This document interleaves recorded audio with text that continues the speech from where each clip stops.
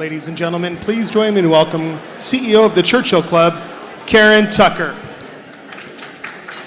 Thank you so very much. Hi, everyone. Welcome to the 20th annual Top 10 Tech Trends Debate. Forbes is here for the 7th year, and we are so excited to welcome them back. Thank you, and congratulations on your own 17th annual Midas list.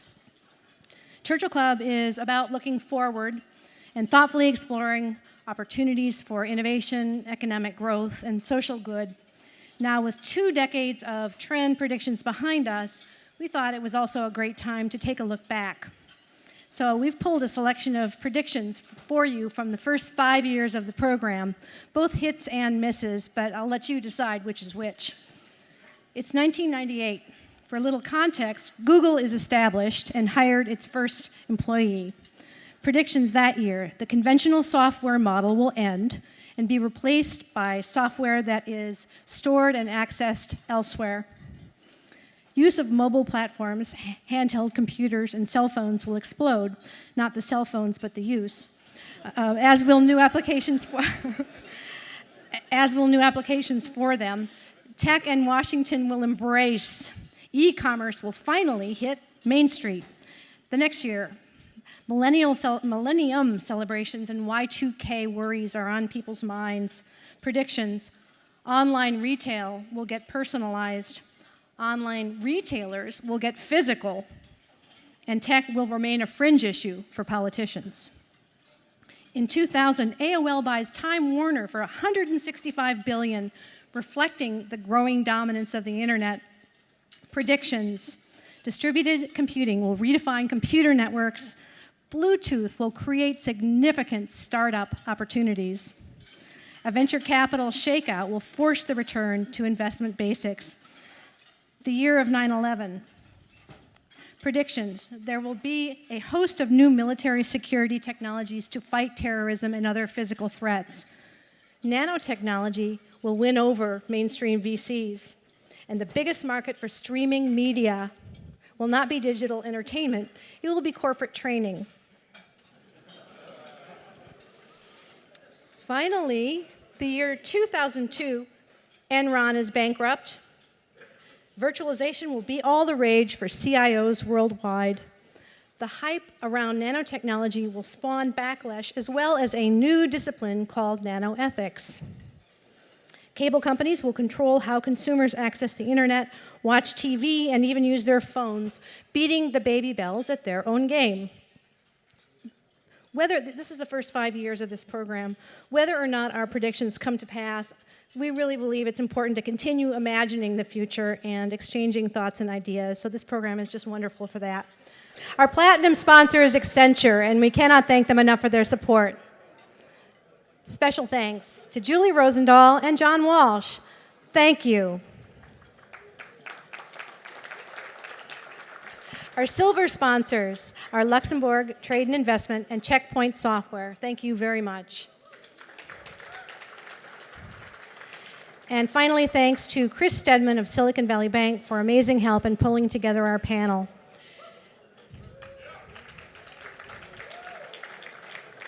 And now I have something really important to tell you, and I'd like to ask you to listen. We know that we've been seeing innovation in our lives for hundreds of years, and venture capitalists help stoke that innovation for those hundreds of years. And over time, we've seen attitudes and processes and leadership styles undergo shifts.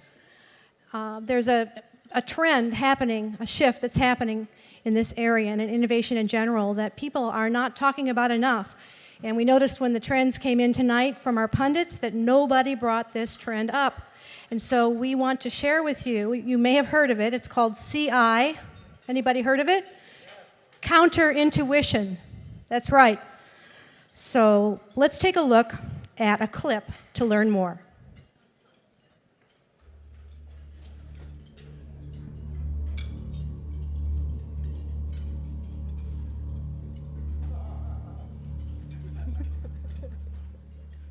Your 2015 TED Talk, by any terrestrial standards, was a star-studded event.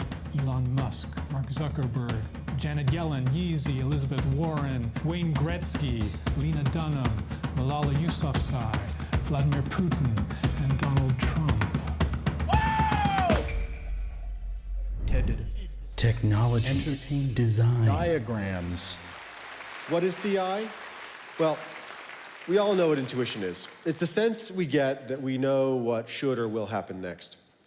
When we come across an intuitive solution, our natural reaction is, hey, I get it. That makes sense. This is now completely irrelevant. When we see an innovative solution today, our natural response should be, how can that possibly be true? This makes no sense. It just blows away this notion that somehow you need 10,000 hours of experience to develop expert intuition. Well, it turns out counterintuition only takes 10 minutes. Everybody's got 10 minutes. Get to know an expert in your chosen field and ignore everything he has to say. You pay your customers to be your customers. You've heard of products that sell themselves? Well, that's the old paradigm. This product buys itself from the consumer. If you cannot find a problem, create a problem. You would be surprised how the very act of counterintuitively solving a phantom problem can create real-world problems that require counterintuitive solutions. Silicon Valley's been living for 8 years in this bubble, so focused on data and metrics and accuracy, and lost touch with what it is that consumers want, right? And you know, Trump's victory really showed us that there's a new perspective on how people are thinking, or how they reject thinking.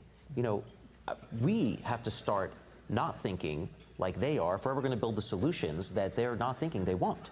Michael's visionary understanding of the counterintuition that elected President Trump, that illuminates a new path of investment for us. Our mission and our duty is to find and fund the big opportunities that a fear and anger-based economy will present.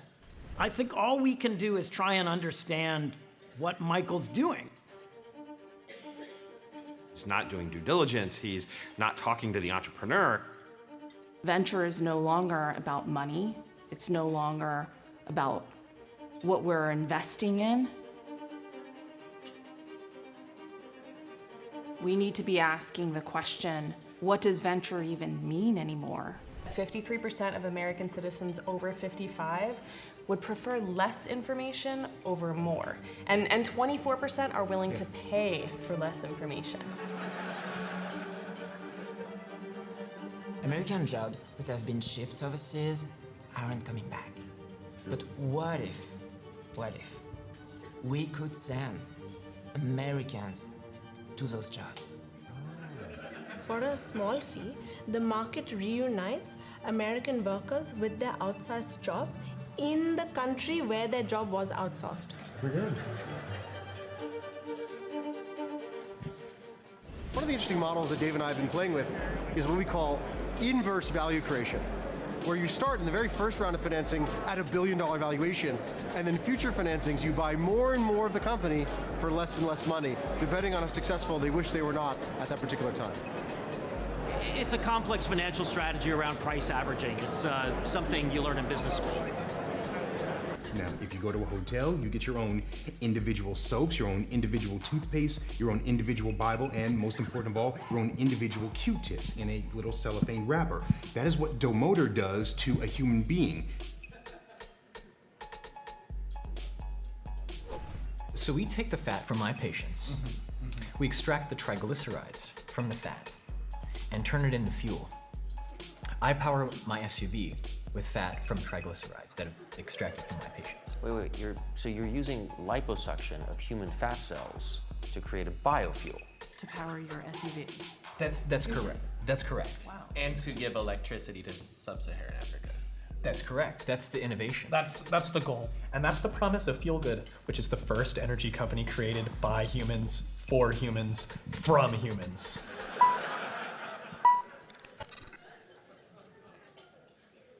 So you can see that's going to really be important.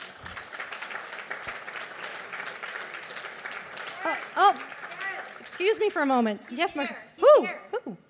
Michael. Oh my God. Michael Furtick is here. Michael, come up.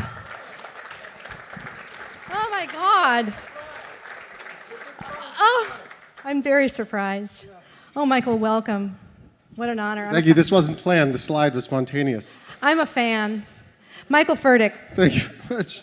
You invented counterintuition. I did, yeah. You've had a chance to apply it now for several years. What has this meant to you? First of all, I want to say thank you to the Churchill Club, and also to Martin Sweeney, who's the filmmaker of Bubble Proof over here, and to David Cowan. Is David here right now? David's right here, one of the brilliant creators. Didn't he tell you screenwriters. you're taking his place up here? What has counterintuition meant to me? So the way Michael would answer, by the way, Heroic Ventures is a real thing, and we don't invest in those things. But the way Michael would answer in character would be, the better question, Karen, would be, what has counterintuition not meant to me? And that is nothing, which is to say everything. And I am just grateful for all of my inspiration from myself for being so inspiring.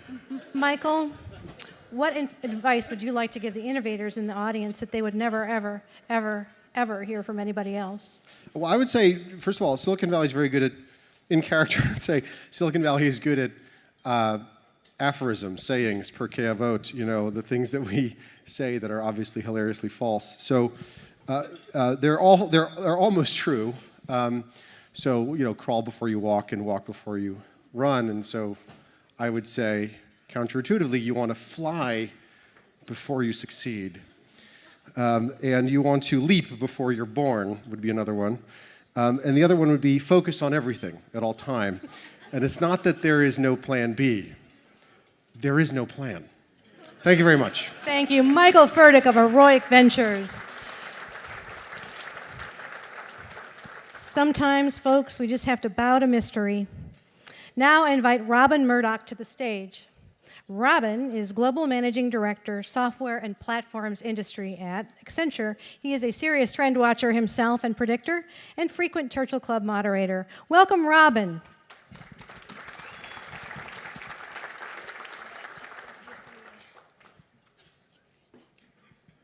Hi, Robin. Thank you, Karen. Good evening. I'm delighted, on behalf of Accenture, to congratulate the Churchill Club on the 20th annual edition of this great event. So congratulations, Karen and the Churchill Club. Our two organizations have collaborated for over a decade to provide opportunities just like this one for motivated, talented, creative people to come together and explore new opportunities for innovation, economic growth, and social good.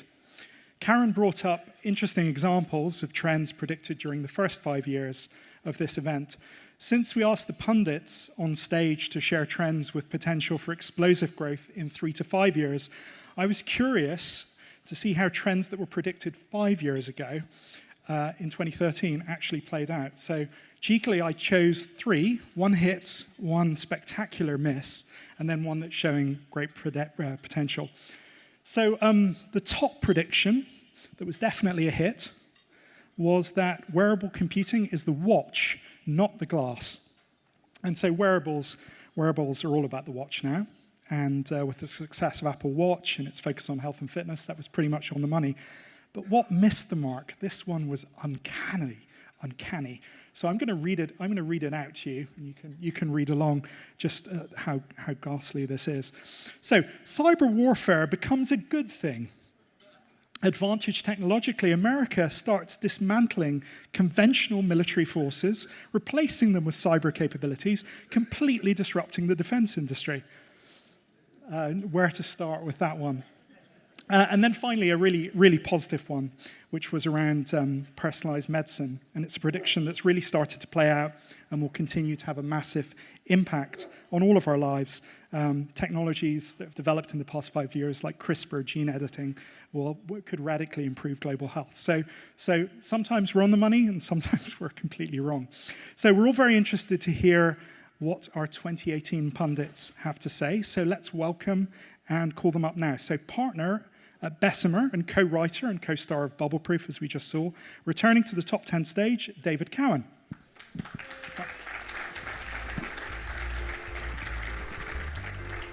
Former Goldman Sachs analyst and first female general partner at Greylock, Sarah Guo.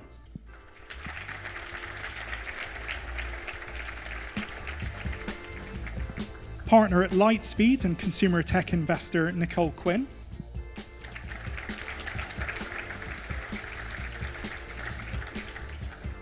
Partner at Redpoint and data-driven blogger Tunguz.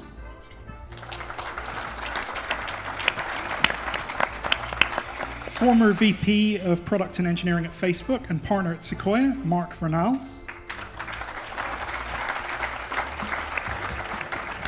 Welcome and thank you for all being here. And next we turn to our MCs.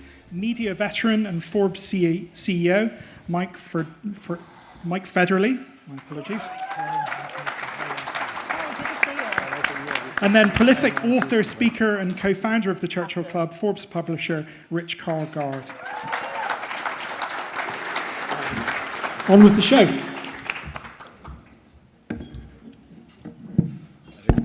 That works as well. You can take that. Perfect. On with the show. So I am told that this event is a terrific event every year, but I've never been here. So I've been thrown into the deep end of the pool as an MC, and I am anticipating another great event. So I hope you're all with me on this. And Robin, thanks for that introduction. The Churchill Club for the opportunity here. It's been 7 years that Forbes has supported this event. We love that. Wasn't looking for a clap, but I'll take it. That was perfect. Now, it's excellent also to be here with my buddy Rich Carlgard, who has been here, I think, at most of these events, and all of the very fine and smart VCs, of which are also, I think, newbies to this event as far as being on the stage, except for David right here, who's been here a second time. So I suspect there are many Warriors fans in the room here. Thanks for spending the evening with us instead of watching the game. I'm sure that took a lot of discipline, and we will say go Dubs. We've been asked not to update anyone on the score, as we want to keep the surprise. So we will not be doing that through the night, if any of you are looking for that. Well, thanks, Mike. Karen just handed me a note. If you're struggling to get on the Marriott Wi-Fi system, you're probably better off at this point to just use your phone cell service. Maybe the Wi-Fi will come up. Maybe the Warriors will win, too. But I shouldn't have said that. It's great to be back on the Churchill Club stage. When I co-founded this organization, I never imagined I'd be standing here 33 years later. Of course, Tony Perkins and I were only 13 when we started the club. Yeah. But just a few words, a little background on our panelists today. Sarah, let's congratulate Sarah and give Sarah a big hand for becoming the first female partner at Greylock in its 53-year history.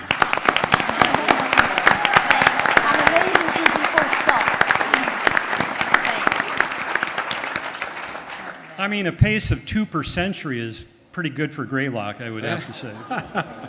Big milestone. Your spouse, Pat Grady, is in the audience. Pat was the reigning champion of this event in 2016. That's a little pressure for you, Sarah, perhaps. Of course, I kind of wonder about Pat. Pat, stand up, our 2016 champ. But here's Pat's big conundrum. His spouse, Sarah, is one of the panelists today, but one of his Sequoia's partners, Mike Vernal, is on the stage too. So who are you going to cheer for? Yeah. I love them both equally, but I love Sarah more. Yeah, right. Does Sarah have a response on that or not? He's a very smart man. Very smart man. Very good. That's why I won. Yeah. Great. Now, Mike, you spent 8 years as VP Product and Engineering at Facebook. In the past 2 years at Sequoia, you've been advocating higher levels of thematic investing. What's behind that push for you? I'm not actually sure I would say I advocate higher levels of thematic investing. I kind of run the gamut in a way that is probably concerning to Pat and my fellow partners. I'm basically interested in any incredibly smart entrepreneur in a underserved market, and I think the commonality across great businesses is much greater than the differences across sectors. So I kind of run the gamut from medical devices to messaging apps to self-driving cars. So. Very good.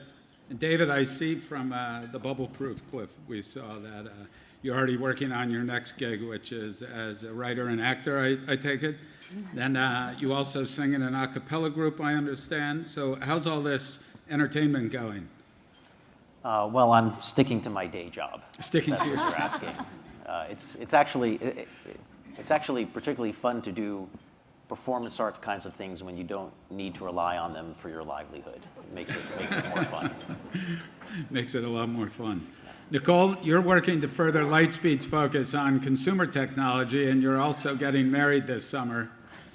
Congratulations. And what are you most looking forward to? Oh, a good competition, a good debate. Keeping the competition high here. Very good. Most looking forward to on this panel, you mean, or in life? Or? That was a life question before we get to the panel, I think. And Rich, I think... Tom, congrats are in order for you, too. This year is your 10th anniversary at Redpoint. You co-authored a book called Winning with Data and are one of the best-read bloggers in venture capital, writing about data-driven change. Do you have another book in the works? No, not for the foreseeable future. Writing a book is like writing 4 term papers back to back. I wrote that book in about 90 days, and I don't recommend the experience. That's good. Now, going back to Karen's comment about Google, which I guess could be summed up that was a pretty successful one, one of the more spectacular startups. And 20 years later, though, here we are under scrutiny for potential antitrust violations and more. No one said any of this would be easy. So last year, the trend voted by the audiences as most likely to succeed was tiny brains in everything. About coupling local intelligence to sensors and turning the Internet of Things into the sensory cortex of the planet. So let's get started and hear what comes out on top this year. It's up to you in the audience to vote. Vote frequently, it seems like, and try your machines a few times, and hopefully we'll get an accurate count. But we do encourage you to make sure you vote so that we do get an accurate top trend of the year. Now, each speaker is prepared to deliver 2 trends based on the following criteria. Number 1, they are not obvious, or they're not obvious today, or they have been very underestimated. And 2, we may see explosive impact in these areas in about 3 to 5 years. So here's how it'll play out. Rich and I will give a brief description of the trends, one by one.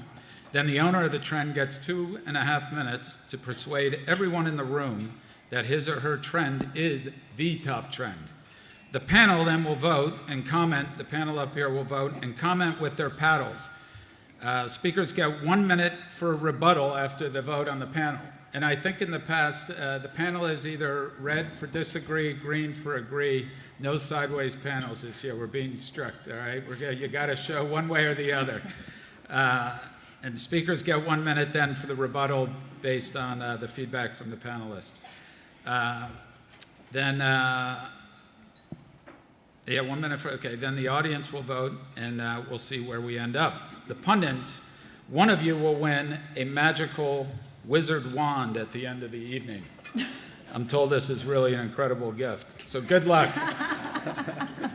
All right, let's dive in. Trend number 1, the new space stack will enable extraterrestrial commerce. The space industry is being turned upside down by a new ecosystem of startups developing microsat constellations that replace mainframe-like systems at 1% of the cost with planetary coverage and higher resilience. Companies in tourism, mining, communications, manufacturing, agriculture, energy, defense, media, and more will buy the tech and services they need off the shelf. They'll buy it off the shelf to operate extraterrestrial fleets. David, take it away. So for 50 years, the space industry was super stagnant because it's really hard to do things in space, to get to outer space, and so you need big rockets and big government projects. And so this is one industry that defied Moore's law for 50 years. And then when the internet came along, all the big satellites in geo, they could no longer compete, and the whole industry collapsed. And some students at Cal Poly and Stanford, out of desperation, said, we want to do some experiments. Let's use these cheap cell phone components to create little satellites that we put in low Earth orbit. And that seemed like a crazy idea because they're not space components, but if they're in low Earth orbit, it doesn't matter. It's just there for a short period of time. And lo and behold, that became the basis for a new business model, which is to create constellations of nanosatellites which can operate in low Earth orbit, and you can replenish them with new and better semiconductors. And this has now completely disrupted the space industry. It no longer makes sense to do $1 billion satellite in GEO. Now people are building constellations of very, very small, cheap satellites that they can replenish. And startups are now able to participate because it's so cheap and easy to enter. A new ecosystem is now arising with hundreds of new startups that are doing all the components. And companies who are not space companies like Monsanto, or mining companies, or tourist companies, or manufacturing and pharma, can now actually participate and expand into space to be more competitive. Which means if your business is today a global business, that maybe isn't enough. You have to think bigger. There's nothing more important in the arc of human history than ultimately becoming a multiplanetary species. And the development of this ecosystem is like the spawning of the internet. This is what's going to allow us to colonize space, first cis-space, and then the moon, asteroids, Mars, and beyond. So now we ask panelists to... Yeah, now what we and do extra is credit all the for I did that in panelists a minute and a half. Yeah, that was pretty good. The panelists will hold up their paddles. Do you agree with David that that's sort of in the 3 to 5 year time frame, or that will begin to take off? If you agree, show us a green, hold your paddles high, and if you disagree, show us a red. Ooh. Okay. Hold them up. Hold them up high. Good. Okay. That's now, a good sign. It's good to be contrarian. I'll start with Sarah, and we'll move down this way. Each of you take a minute to defend your vote. So I completely agree with you on the cost curve and the ecosystems, but I don't understand why we all need to go to space, right? I think that it will drive connectivity. You can do imaging. Maybe there's mining out there. For your average Fortune 500 company, there's a lot of work to do on the ground here. Okay. Not yet. No. We'll go Okay. through. Each of the panelists will have a minute to defend their vote, and then you get 1 minute to have the last word. So, Nicole. So I actually agreed, and we've spent a lot of time internally debating space overall. We recently invested in a company called Vector, which is a launch platform for small satellites. And the reason being is that we think space is just getting started. We think there are huge opportunities. We think the time is now. But do I think that it's going to be as near term as perhaps this says? No, I think it will be a little bit later. I think it is going to be slower than we perhaps hoped for. Tom? Yeah, I said no. I do believe space is a really important frontier for our species. I think interplanetary travel and all those things, particularly the acquisition of resources in space, is potentially very profitable, and maybe even a multi-trillion-dollar industry. My issue with it is I don't think that happens in 3 to 5 years. And Mike? I voted no, but I love space. We actually also co-invested in Vector, and so I'm very excited about what Vector is doing. I think my concern is I think there's a handful of applications in space. I think there's imaging. I think there's various forms of imaging, whether it's sort of visual range imaging or it's sort of infrared or the like. And I think there's telecommunications, but I think that will tend towards a small number of companies in space selling the imagery and the sort of the network, and then everyone else leveraging it, as opposed to a platform that sort of proliferates a whole new set of companies and applications. Got it. Okay. David, before the audience votes, you have a minute to have the last word. So I think we're all still stuck in thinking of space in terms of the things that we've done in the past. And we think about sending people to the moon. We think about imaging.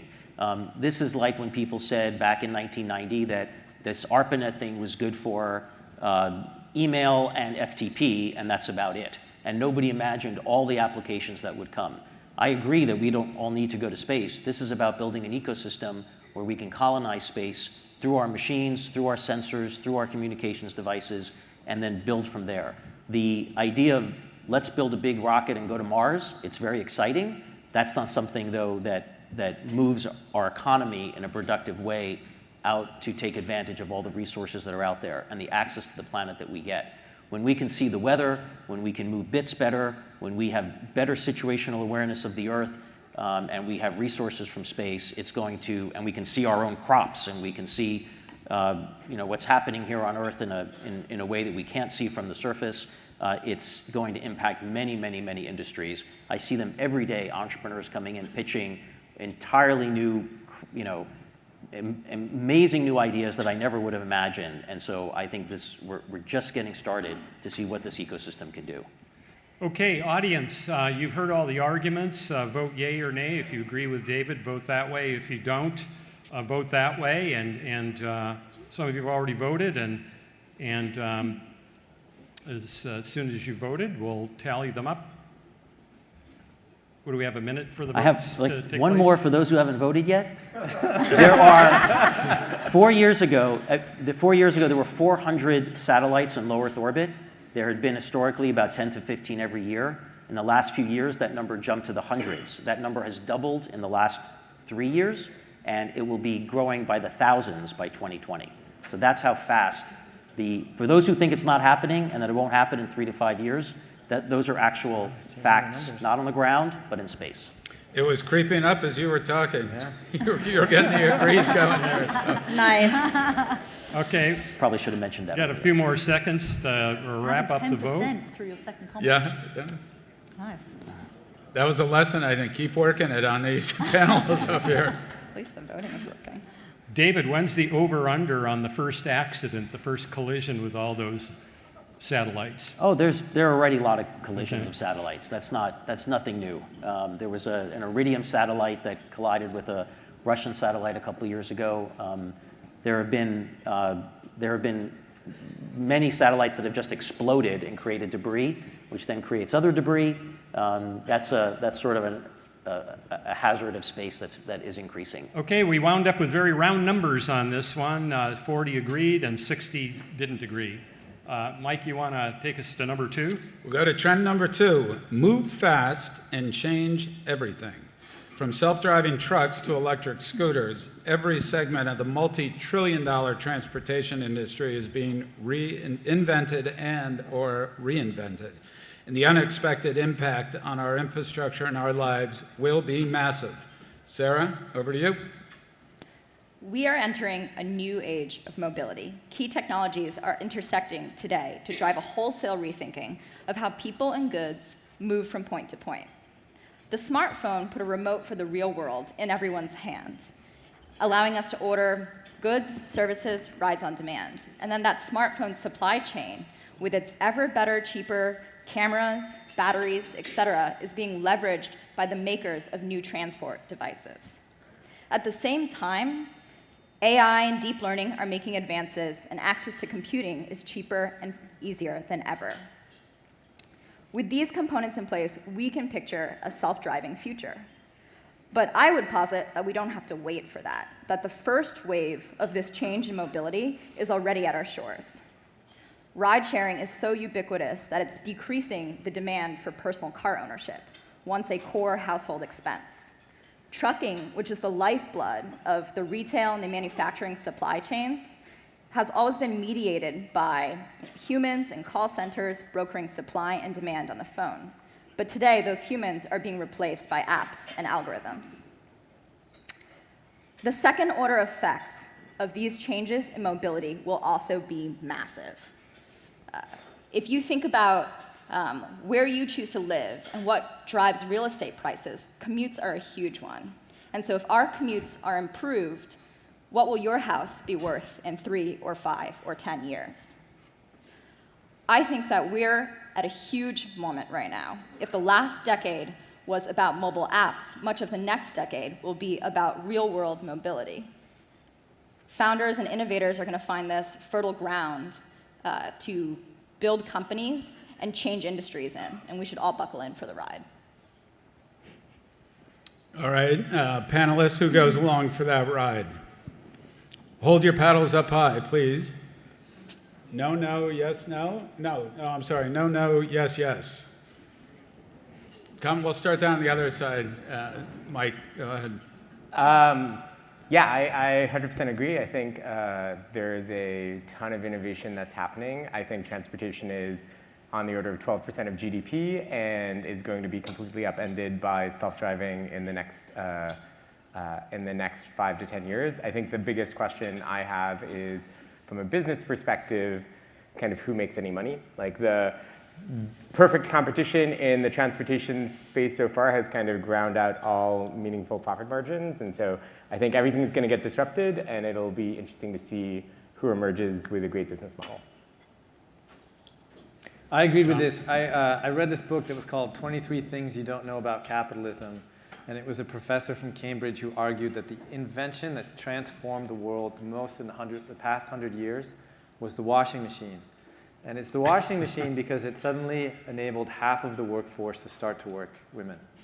And I believe that things like self-driving cars and self-driving trucks are really going to empower large swaths of the American and actually the global population to start doing other things. I mean, if you look at the average age of a semi-truck driver, it's about 55. And one of the biggest challenges in that industry is actually recruiting new drivers. And all of a sudden, we're going to basically unleash a huge amount of productivity as a result. I'm a big believer. Very good. Nicole? So what I'm about to say might be considered blasphemy in Silicon Valley. But it's not all about the tech. So I agree with Sarah that the technology is in a very exciting place. However, do I think the regulation is going to hold it back? Do I think the consumer adoption is going to hold it back? Yes. Even if you ask Elon Musk, he will say it is going to take a lot longer for the regulation to actually get there, and that is going to slow the pace of change. And so if you look around in Silicon Valley, Sarah's point about electric scooters is a great one. There are electric scooters everywhere you go in San Francisco and LA. But if you look outside the rest of the country, it's going to take a lot longer. And so do I think this change is going to come in the near term? I'm not so sure. I think the most interesting change is the shift to electric, which is, of course, incredibly important to our planet, but I'm not sure that it really affects us in our day-to-day lives. I've got electric cars, and I pretty much live my life as I did before with the electric cars. The invention of new devices is hard to get too excited about. We were promised that the Segway was going to actually change the whole world and cause people to move or whatever, or change how they work, and that didn't happen. And I think that with the general secular move into more urban living, I think what happens with cars becomes over time a little bit less important. And I think that the people who will be whose lives will be most massively impacted are the people who actually lose their jobs. There's about 10% of the workforce that's tied somehow to transportation today, driving. And I'm not sure that the 3.5 million truck drivers want to be unleashed, as it was put. I think they want to just be leashed in their employment the way they are. Employment is good. Sarah, your rebuttal to any of those comments? Yeah, I believe that self-driving will happen, but I'm not placing all my chips there. I think that the change in mobility spreads to trucking, a more scoped-down problem than just passenger vehicles. You're basically driving in a straight line down a highway with fewer edge cases to handle. So it's a simpler or more constrained problem. And then if I think about the ways goods and services move, I like to look at Uber as an example. I think if you win consumer expectations, your fight with the regulators is going to be a lot more fun, or at least a lot faster. And so an example would be Amazon has taught all of us to expect goods to arrive on our doorstep in 2 days. Instacart and other companies are teaching us to expect those goods to arrive in 2 hours. I think once the consumer expects that our transportation and logistic networks can support an incredibly different service level, then this is going to happen much sooner than we think. All right, audience. Once again, we want everyone to vote here, so please put your vote up. And we'll start looking at the results on the screen. I I wish I had an extra smart thing to add, like David did at the end. Well, you may not need it at this point, but No, you punch it up. You said all your smart things up front. That was a better strategy.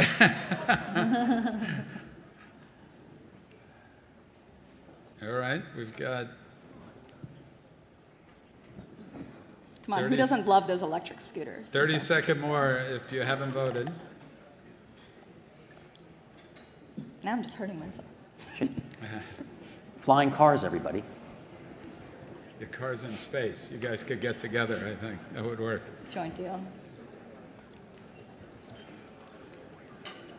All right, are the results all in? Very good. So we see 61% agreeing and 39% disagreeing. So Rich, now do we move on to trend number 3? Yep. Trend number 3, voice first will open up internet to the world. We are trying to bring the world online. However, 25% of the adult population are illiterate, so the way to bring them online will be voice first. It's a big idea. Nicole, explain. So what is the issue that Mark Zuckerberg has said is the greatest challenge to our generation? It is the fact that everybody deserves to be connected, yet it's going to be, quite frankly, bloody difficult to bring everyone online. There are 25% of the adult global population are illiterate. That's over 1 billion people. So trying to bring them online with this is going to be very tough. We also forget about the fact that all the children that are pre-literate, perhaps mobile isn't necessarily the way. Instead, let's think about an additional platform as well as mobile, which is voice. Now, voice is a platform that I think could solve those problems, could bring everybody on, online at the end of the day. We're already seeing voice as a successful platform for Alexa, when you're saying, hey, Alexa, give me my news briefing. So it gives you the news in the morning. It's already being used for music, the #1 use case for voice.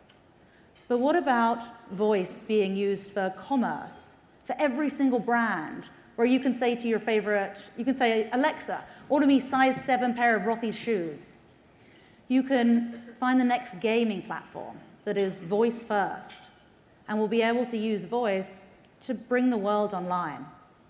So let's think about voice, in addition to mobile, as the next platform for the world. Okay, fellow panelists, vote yay or nay with your paddles, and hold your paddles high, green or red. David, you got to hold your panel. Yeah, they want it up high there. Raise it up so people in the back of the room can see. There you go. Okay, we'll start with David and work down this way, and you've got a minute to agree or disagree. Well, so I wish I could go sideways because I completely agree that voice first is a very exciting vision.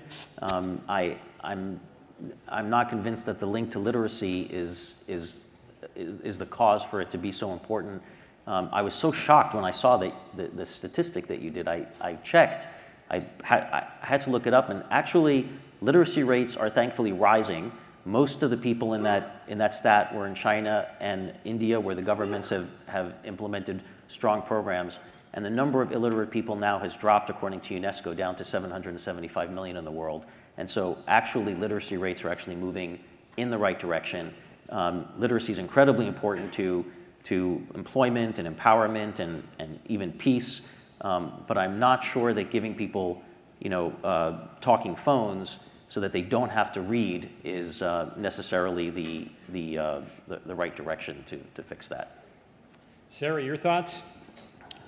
I guess I'm with David. I think voice is incredibly interesting as an interaction mode, but I just think of it as a facet of mobile. And I guess the way I would picture it is if I wanted to focus on literacy, there are so many rich things that a mobile phone can do to drive literacy, and different, I don't know about you guys, but as a good millennial, the main way I interact with my phone is photos. So I guess I put myself in this bucket of being able to interact with different ways that are not just voice. that might be accessible to the 25 or 20% that you talked about. Tom. I'm a huge believer in voice. I dictated my book, actually, and I respond to all my emails with voice. Yeah. It turns out you can type 3 times faster by speaking than with a keyboard. I believe in ambient computing. I think the future of computation actually is a future where we spend more time with our computers but less time with screens. And we're getting to that point because deep learning and other advances in machine learning have actually, Microsoft and Google have shown that computers can understand humans with the same level that humans can understand humans. And so I would expand this definition of illiteracy that Nicole talked about to be not just reading literacy, but computer literacy. The fraction of the population in the world that doesn't know how to operate a computer well is substantially higher than 25%. And the way that they're going to learn to interact with computers, whether they're small or they're in underdeveloped countries, is going to be through voice, because that's the way they interact with humans. Mike. So I also love voice. My son's first word was Dada, his second word was Alexa, his third word was Mama, much to the chagrin of my wife. So I love voice. That's it. The thing, I worry about 2 things here. One is I worry that just base connectivity is the first real mode to cross before voice. And then 2, I think voice can be a good low bandwidth input mode, or it's at least competitive with typing on the input side. I think it is not that efficient on the output side. And so I think the modality may be searching with voice, but I think to consume the information coming from your phone or from whatever device you're using, I think you're either just going to be watching videos or you're going to need to be able to read and sort of interact with the flow of information that's coming back. So. All right, Nicole, you have a minute to convince any doubters before the audience votes. So first of all, I'd say, yep, David is right. It's 775 million people, which is not a billion, but it is still a huge number that I think it's important when we think about bringing everybody online. We need to bring everyone online. And I think you raise a really good point, Tomasz, which is like computer literacy is in itself something that we take for granted, but we've got to stop, thinking about right here, right now, and thinking about the rest of the world. And so it's much easier to say, okay, Google, order me X, rather than having to always do it online. Even my mother finds that much better. Now she has a little Alexa dot. And Sarah's point about mobile is interesting because, yes, right now we definitely think about mobile, speaking to Siri, but I think increasingly so, you look at the adoption rates of Alexa in the home, and it's great, it's kind of like this Trojan horse into the home. And so now people have been gifting them to family, friends, they're in the home, and it's like, what next? How are they going to be used? We don't yet know how Amazon are going to use Alexa, but I wouldn't think of it just as mobile first. Voice first is its own category, and this Trojan into the home, Amazon's going to do great things with. All right, let's we go to the vote, and we've got a minute to vote and tally them all up. Come on. A horse race. Awesome. Split audience. So close. Nicole, say something. Push.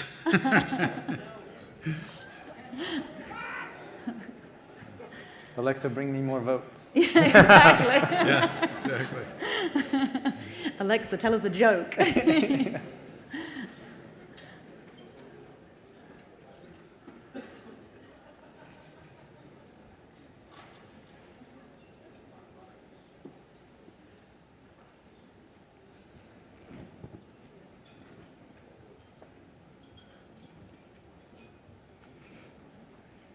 Well, it looks like it's pretty hardened up, and you've got the majority, 56-44, Nicole.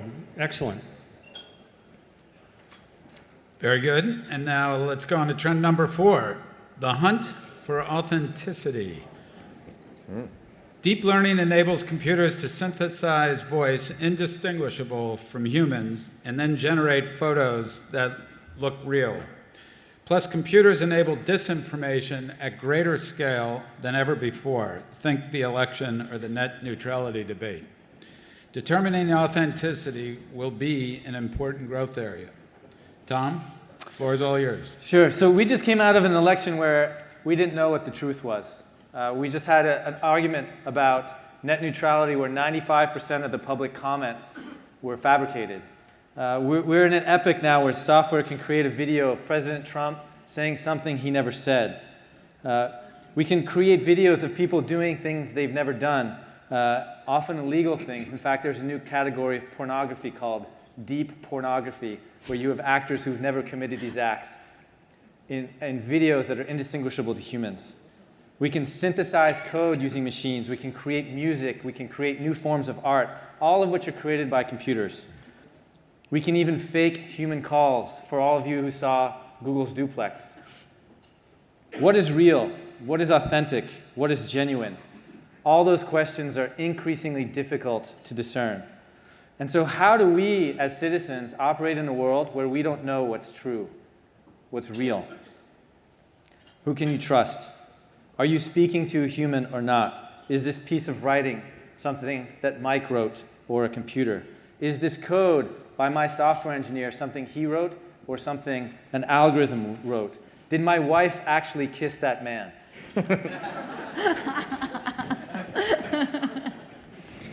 I think there's going to be a new class of software that guarantees authenticity. The first is there's going to be a class of the value of the New York Times and the Wall Street Journal or other publications, the value of that brand and that trust is going to increase.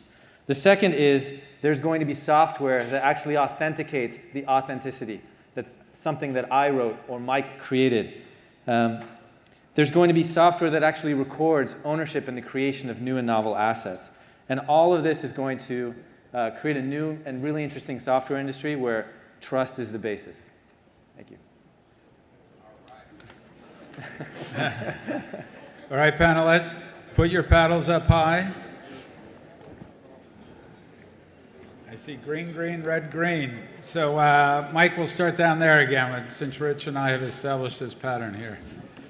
Yeah, it's a fascinating point. I haven't thought about this in the context of venture or investing. I'm not sure I think it's an incredibly important problem to solve. I'm not sure it's going to be a great business. I need to think about that some more. I think the fundamental question that I wonder about is, not to wade into the Facebook debate since I was there for a long time, but I think one of the most complicated questions just in like political discourse in the US today is basically what are facts? Like when you can't agree on the basic facts, it's hard to have a conversation about this stuff. And so I think I wonder how much of this is a technological problem versus some broader societal discourse problem. But I think it's an incredibly important problem to solve. So I think it's very interesting. So I do think it's an important problem to solve. The British consular, Andrew, who's in the room somewhere, did a great dinner recently where we brought together politicians, UK, US, to discuss this exact, one of the issues being exactly this. So it's certainly very important. But let's ask a question for a moment, which is that, can tech in its original form enable authenticity? Like for me, it enables people to tell their truth. It enables people to speak up. Yes, absolutely, it gets it very, very wrong sometimes. But I just feel like it actually gives a lens for authenticity, because prior to this, you think about like the many, many like layers that news had to go through, newspapers, the many different people that it had to go through until it got to you. And like, could the news have been shifted a little bit along that way? Perhaps. And so I think it gives you the opportunity to say firsthand what your truth is, what your feelings are. And so like, let's think about that as a question, just to play devil's advocate. So Tom actually beat me to it because I submitted my trends late, and I was going to talk about this because I think it's really interesting. But I also think it's a social debate, not necessarily a software problem. And I think if you look at the publishing industry today, they are incented to drive eyeballs to advertising dollars. And so I don't know that the answer can be software when the questions are very, very fuzzy. What is real? What's reasonable to claim? Who are you? But I think it's super interesting. And to Nikki's point about like your own authenticity. So we were investors in Instagram. Instagram is not about authenticity, right? Every photo on Instagram, which is now most of the photos on Facebook, are filtered. Social media is not about authenticity. So I think the debate will be not just about how we all get to a more authentic place, but like surviving in a world where it's a mix of real and unreal all the time. So it's a really complex problem with different layers to it. There's the content, the news, for example, that we think of as now suspect. That's not a technology issue. I think we will deal with it over time as we have in kind of the cybersecurity world of knowing when you're dealing with something malicious or not. In the case of news, we can't look at every news item and figure out whether it's real or not because by definition it's new. So you can't check Wikipedia or some other source. We have to learn to look at the source and say, do we trust the source? Does the source follow the ethics of journalism? Did they follow the ethics of journalism when they created this? To me, and we can audit the source just like we audit finance departments of companies today. We don't know if every number they say is correct, but we know that they have controls in place and they follow certain policies and procedures, and we can do that for sources of journalism. That's only going to solve one portion of the problem. I think there is room for technology to figure out whether traffic on the internet is actually human or not. Most of the traffic on the web today is actually not human, even though it's pretending to be human. So websites that are supposed to be dealing with human beings are mostly seeing bots talking to them. That's why I invested in and I serve on the board of Distill, and all we do is just distinguish bots from human traffic for websites so they can throw away the bots.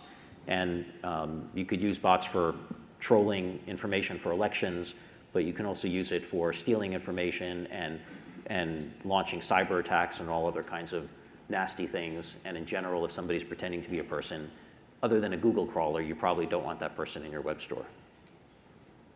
Tom, you got anything to tell these guys? Yeah, I'm going to say one word that I think is going to convince everybody in the audience that this is an important trend.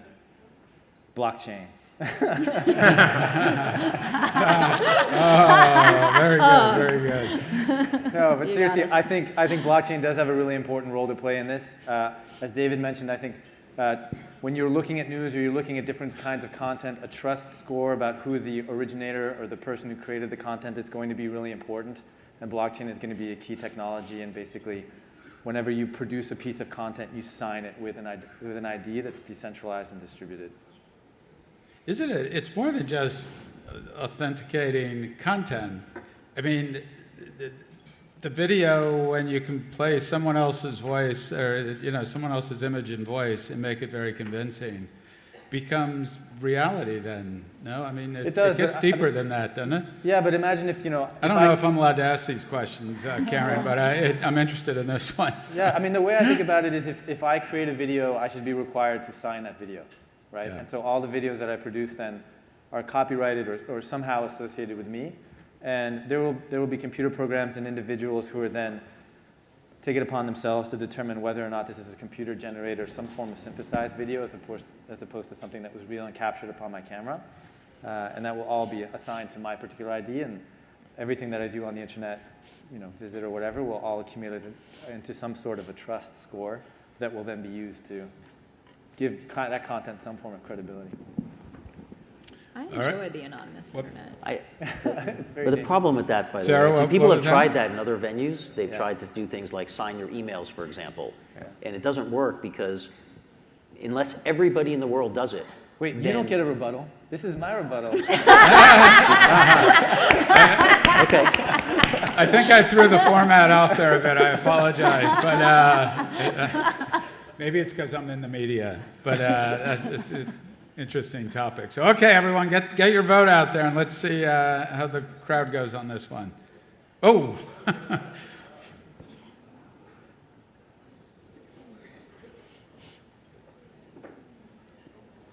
All right. I think we potentially have a first-round winner, but you never know. We've still got another one to go.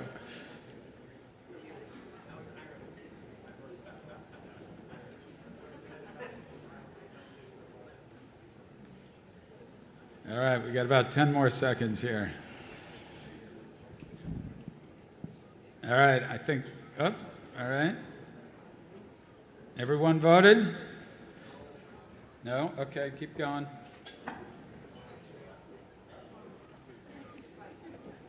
Let's see if we can break 80. Do I hear 80? Do I hear 80? There you Going go. on? Give me 80, 80, 80, 80, 80, While you're ahead. 80 twice. 9, 8, 7, 6, 5, 4, 3, 2, 1. All right, we've got it. 79% agree, 21% disagree. Got to feel good about that one, Tom. Better to be lucky than good. There you go. All right, trend number 5. China accelerates past the US in key technology areas. If you want to have an MRI read today, you might want to fly to China. Deep learning can help radiologists better diagnose cancers, but it'll be years before that technology is widespread in the US. It's already deployed and scaling in China. The strong alignment between the Chinese government and the technology ecosystem, combined with a national focus on key technologies like AI and autonomous vehicles, means that China will become the global leader in these core technologies. Mike, over to you. Yeah, so I was, a bunch of us visited China a few weeks ago, and I went to this one company that helps to power all of the surveillance camera systems across China. And they can basically do facial recognition on 1 billion people, and they can do it in real time, and they can do it across hundreds of thousands of cameras. And there are lots of interesting questions from a societal perspective, both positive and negative there. They will point out that they have found many criminals who maybe committed a crime 25 years ago, and you can still identify today because your facial structure doesn't really change as you age. So there's lots of interesting societal questions. But I think from a pure technology question, it's a very, very impressive piece of technology. And I think it is an example of where I think China is just further ahead than us, and I don't think we fully appreciate it.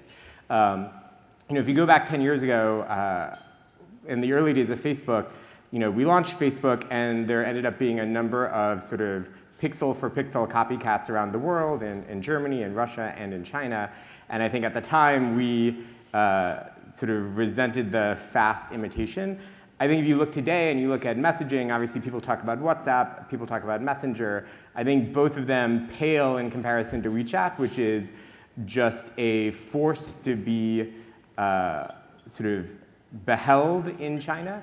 And I think in many ways, the Messenger and WhatsApp team wish that they had something that was as influential and powerful and ubiquitous as WeChat.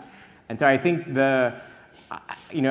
I think the political environment here is such that we do a lot of navel gazing, we do a lot of yelling at each other, we have a complex ecosystem in the healthcare space and in the education space that I think is an enemy to innovation. I think, again, for better and for worse, I think the Chinese government and the Chinese sort of tech leaders and the economy in general is marching in lockstep towards innovation. And so I think there's a real risk that in 3 to 5 years' time, we wake up and realize that China is far ahead than the US, and specifically Silicon Valley in these areas. I guess one last comment on that, which is, we talked a little bit about autonomous vehicles earlier. I think there's a very high likelihood that we will see ubiquitous autonomous vehicles in China far before the US, because I think it will be easier in China for the government to just declare that certain roads are autonomous vehicle only, certain sectors are autonomous vehicle only, and you'll just get the sort of the full force of the society towards enabling this technology, whereas I think here you will have a lot more consternation and sort of folks at loggerheads. All right, panelists, hold your paddles up, whether you agree or disagree with Mike's proposition. In the next 5 years, China is going to blow by the US in technology. Remember, hold them so the back of the room can see. All right. We'll, as our standard format, we'll start with the far end, and David, and you've got a minute to defend your paddle vote. Okay. I think the fundamental premise that we should be worried about China, that they're going to somehow overtake the United States or or other Western states. I think that's thinking about it like a zero-sum game. If Chinese startups are better able to innovate in any of these areas, it's something that benefits all economies in the world. We all build off each other's inventions. We all buy each other's products, and I think it actually helps us both as consumers and vendors, and in every way that there are other nations out there that are investing in innovation, and it's something that I hope continues, and I think will benefit us. Sarah? So I'm going to fight for Mike's point here. I'm also part Chinese, so I spent a lot of time there, and like it's amazing. And I think in response to David's point, actually,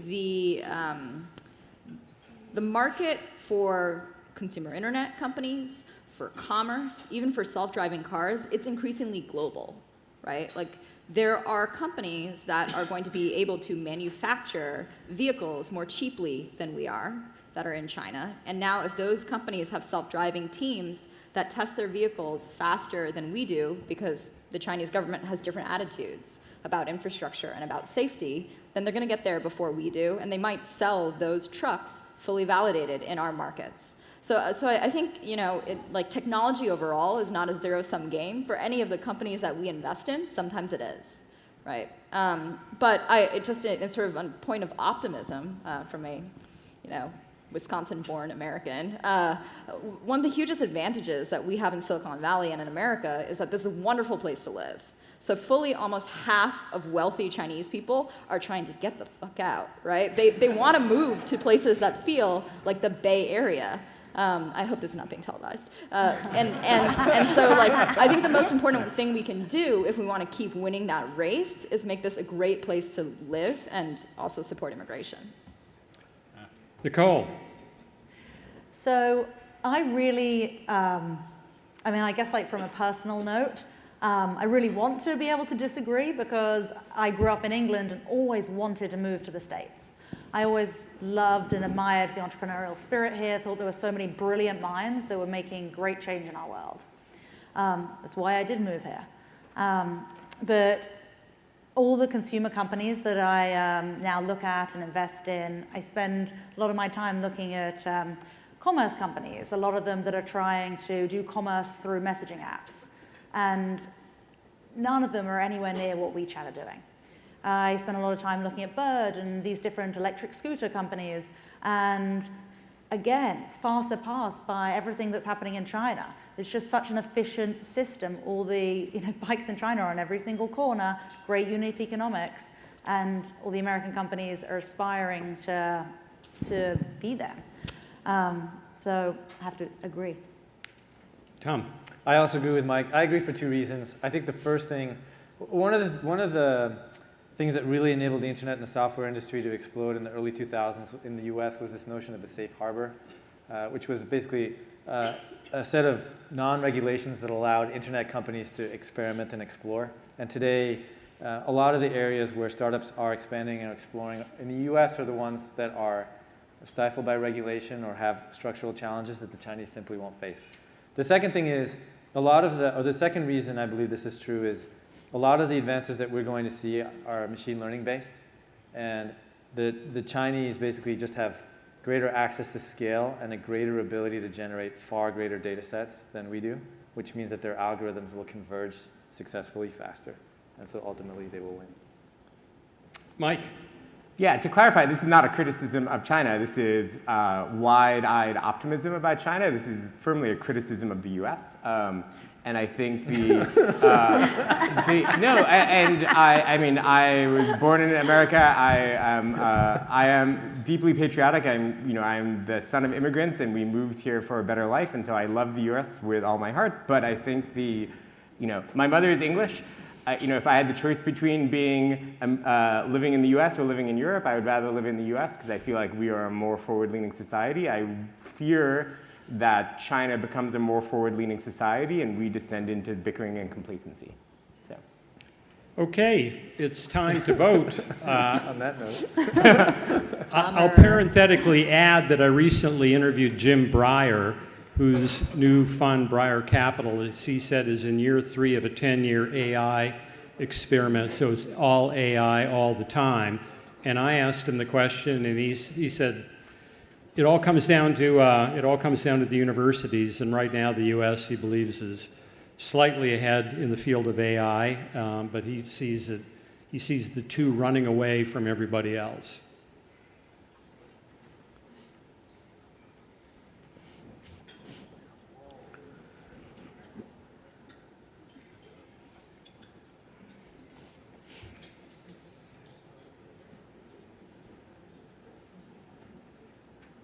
Here is where I'm supposed to also argue to get that extra 6 or 7 points.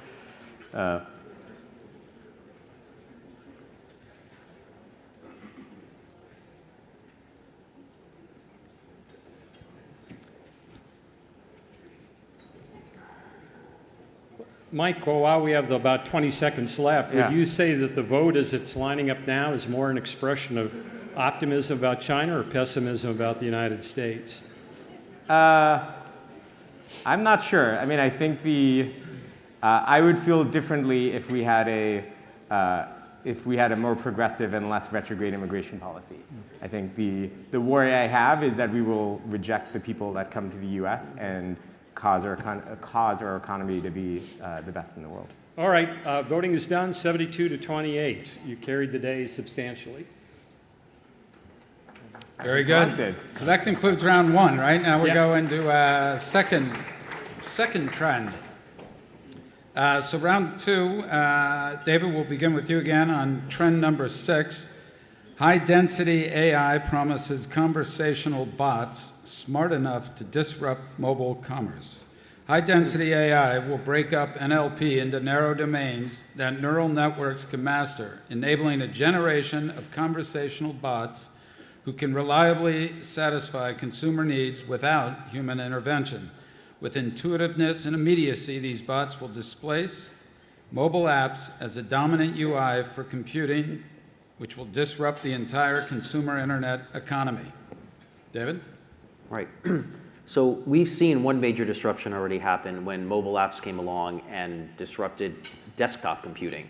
And that happened because mobile apps are so much more immediate and intimate and easy. And when that happened, we went from having just a handful of applications that we used on computers to having 100 apps. They're not applications, they're apps that we use in what we think of as more snack size consumption. That is now going to take the next step as we now get to a point where computing can be much, much more intuitive and much more immediate through voice. We've been talking about how voice is going to be a very powerful, much more intuitive, natural interface, but we also all have had the frustration of trying to talk to Siri or Alexa, and it's kind of fun. You could say, tell me a joke or tell me the weather or whatever it is. And it gets to a certain point at which you realize this assistant just isn't really going to be able to solve the problems that I have. And that's because they're all designed for question and answer. I ask you a question, you give me an answer. That's not the way we talk to people. We have conversations. You want to exchange information, I say something, you talk to me back, we exchange some information. We don't think of these digital assistants as being able to do that, but that's just simply because they haven't learned to do that yet. There's now this high-density AI approach which is making that possible. High-density AI says take a neural network and focus it on a very narrow domain, and then you can learn how to do that domain really, really well. And then it's the job of Siri or Google or Cortana or Alexa not to answer the question, but to classify the question and say, I know an intelligence that can answer exactly what you're looking for. So now you can do little things that that don't make sense to pull an app out to do, because that's going to be too unwieldy. And there'll be all these little things during the day that we can talk to these intelligences about, and they'll be able to help us with.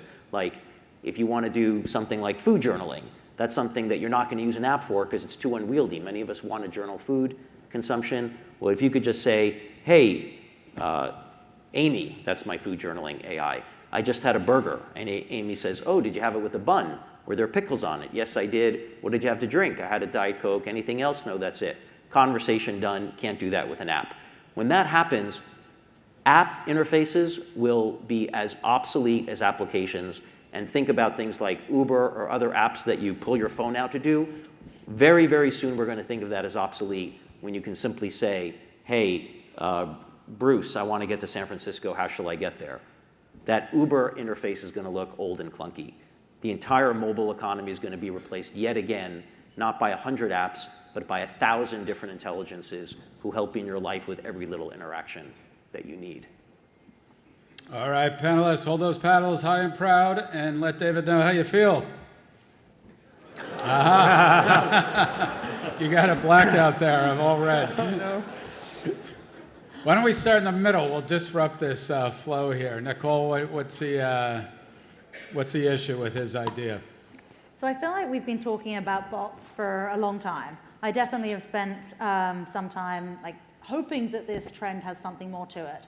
I use Epitome every morning, or I tell them I use it every morning, for conversations around what to wear that day, and you have a conversation with the bot. There's others like Snaps that have done okay, but just haven't really had transformational change. So my thoughts are that we've been hoping for some time, a long time actually, that bots would get there, and they just haven't. And my other thoughts are that it's not really AI. We still live in a world where it's artificial intelligence.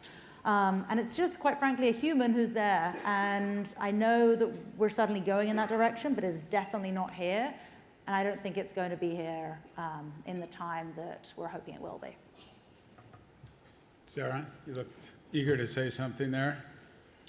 Yeah, I think NLP is super interesting. I've invested in it. We're making progress. But I think there's two ways this can go, right? Either there's a limited set of commands that you can communicate, in which case it's not AI necessarily. It's like a slightly smarter command line, right? You know, I use the command line. I'm a nerd. I like it. It's fast and useful in some ways, but it's not transformational. It's not the UI for everybody. Or you actually figure out how to interact in the ways I want to interact as a human, and you support sort of the fullness of all the weird ways we as humans have conversations with one another. And not to get too technical, but that gets into a realm of how do deep learning and modern machine learning approaches work with traditional knowledge representation and our understanding of the model of the world? And I think that problem is not a 3-year problem. Tom? Yeah, I think browsing is a really important way that people shop. And in fact, for lots of people, it's a pastime. It's a hobby. It's a way to spend time. And I think the premise of the theme was that bots would replace mobile commerce. And just because bots will never help you browse, I think they can't revolutionize mobile commerce. Yeah, I feel like I've lived in the future where you talk to someone to get a car to pick you up, and it's called taxis, and I hated it. So I prefer the I prefer the Uber approach where you push a button and a car shows up. I think the conversational stuff works for very complicated queries, but that is also the hardest thing to get working. And so I agree with Tomasz that for most things, I would much rather have an interface that is optimized for the task as opposed to an open-ended interface that makes easy things harder with the promise of maybe making some harder things easier. A rebuttal to Sure. any of these naysayers? Yeah, well, I have time, I think, to the two most important, I think. The first one is that, gee, I tried these things and they don't really work that great, and I've been kind of disappointed. So absolutely, what's happened is that people are writing bots to replace entire applications or trying to replace apps. And they're trying to do too much with these things, and a single neural network is never going to be able to cover all of the situations that an app can cover through lots of menus and features and all of that. And that's the mistake that we've had. It works for enterprises where you can start a conversation and then hand it off to a human being when you get stuck. We've all seen that happening, and that's successful. How do you get it to actually work where it works for a person? And the only way to do it is to break up the problem, to break it up into narrow domains, and then you can have neural networks that really understand everything about this domain. That's the new approach that I think is going to restructure the entire world of computing, when and then you will have much, much more satisfying interactions than you've had to date. That's the key change that I think is going to enable this. And then your point about you'd rather push a button, well, you are, an engineer and somebody who likes to push buttons. Calling you In the human experience, language is what we have evolved to go to as the default form of communication. It doesn't have to be voice, it can be texting, but either way, language is natural and intuitive to everybody. And to your point about opening up the world to computing, it's not just the illiterate, it's everybody who doesn't know how to use a computer who will find voice and natural language much, much easier for them to enter into what computers can do for them. Very good. Folks, get your vote in. Got 1 minute.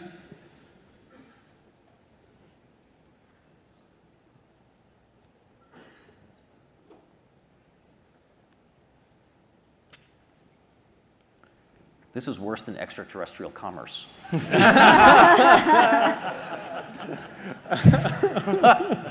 I thought anything with AI would score very high, but evidently not.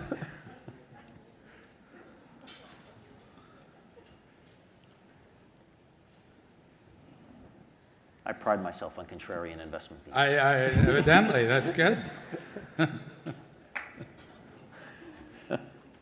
Thus your film you created, right? All right, folks. By the way, that wasn't me in the film. That was deep pornography. Well, there you go. But I couldn't tell. I couldn't tell what was authentic and what was not. All right, we've got it. 40-60. I think that was the same as last time. No? I'm not sure, but that was bold. Thank you. Rich, on to the next. No guts, no glory, David. So there you go. I like that. Give you credit for that. Swinging big. Trend number 7, the all-seeing eye. Cheap and smart algorithms with computer vision algorithms. Cheap and smart cameras with computer vision algorithms are blanketing the world. New smart camera apps, from your face unlocking your phone to Amazon Go stores, will delight consumers. But this tracking of our every move will also make or remake expectations and regulation around surveillance. Sarah? If you live in an American city, you're caught on a security camera about 70 times a day. But mostly these cameras have been dumb, eyes without brains, blindly saving images and video to some server in some closet, never to be seen again. Now cameras are cheaper and smarter, adding algorithms to understand the content that they're capturing. Ubiquitous smart cameras will impact us in non-obvious ways as consumers, as business owners, and as the subjects of surveillance. First, new consumer experiences. Cameras will power seamless convenience for identity and purchasing. You're already beginning to experience this with touch and face ID on your phone, walking out of a store without checking out, as with Amazon Go. Cams can watch your front door. They'll notify you when your kids get home. They'll capture memories while you're out, automatically saving clips of the milestones that you missed. Second, images and videos will be a rich data source for businesses to mine for competitive advantage. With smart cameras, businesses will be able to measure things that were previously unmeasurable. Think about the quality of every good on a manufacturing line, or the emotions and actions of every employee or customer. We're going to see extreme personalization. Ads that ask you, are you sure you don't want to buy that t-shirt that you window shopped at the mall yesterday? But this ubiquitous surveillance will change our behavior. There's a saying, you are who you are when no one's watching. But I think we're all going to be watched. And I know I'm going to change as a driver if all the cars around me are going to be rating my politeness and safety all the time. Mike actually gave an example earlier of, in China, there are pervasive networks of security cameras, and combined with a government facial identification database, anything you do can factor into your social citizenship score. And that score is used to determine whether or not you have access to a loan and at what interest rate. Are you comfortable with that future? My prediction is that ubiquitous smart cameras will enable great new consumer experiences, and they'll drive competitive advantage for businesses. But they'll also change our behavior in fundamental and non-obvious ways. As an analogy, think of all of your behavior online today. What the all-seeing eye, or cameras everywhere, will do is capture that data even richer for your real life in the offline world. Are we ready for that? All right, time for the panelists to hold up their paddles. Hold them so the back of the room can see.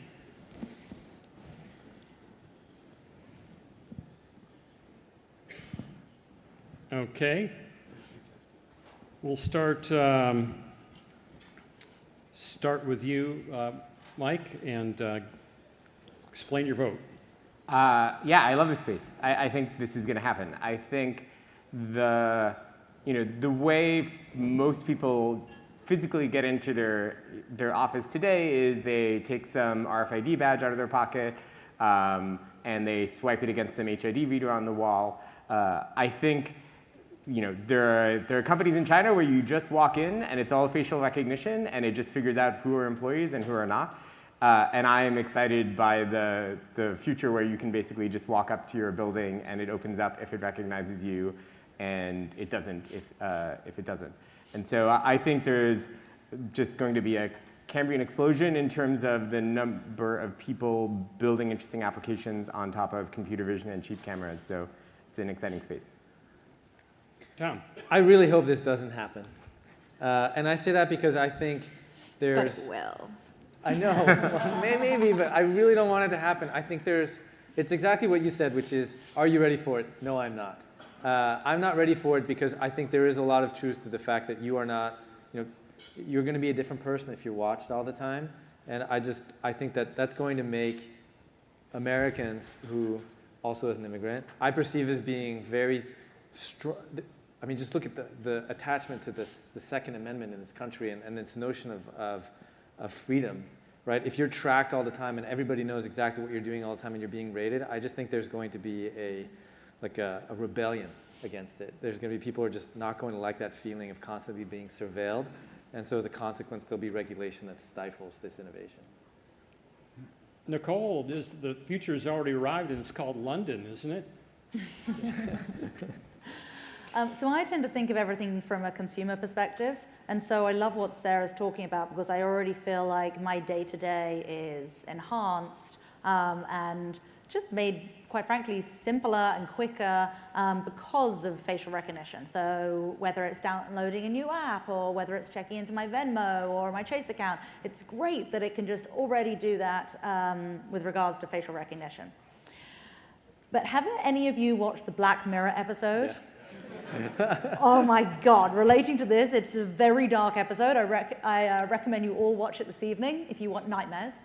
And it's exactly talking about this. Like everybody has a score, we will be watched at all times and everyone will have this score. Maybe people give one another a score or maybe it's the cameras watching you. But that terrifies me and I hope we don't go down that route. But I do like what you're talking about, and I agree with the consumer adoption. David. So certainly there are more cameras every year, but this is something that has been going on. I think that we are developing an understanding of how we separate private, semi-private, and public video that we collect. I think we're getting smarter about realizing that cameras in our homes have to be, accessible only to behind secure accounts. Amazon's Ring is figuring this out now because they had this flaw that exposed some video from their Ring doorbells. There is private video in your homes. There's semi-private video in, say, your workplace, which your company has to then keep very, they can have it, but it has to be private. And there's public video, and you have to assume if you're in a public place, people are watching you. That's always been the case.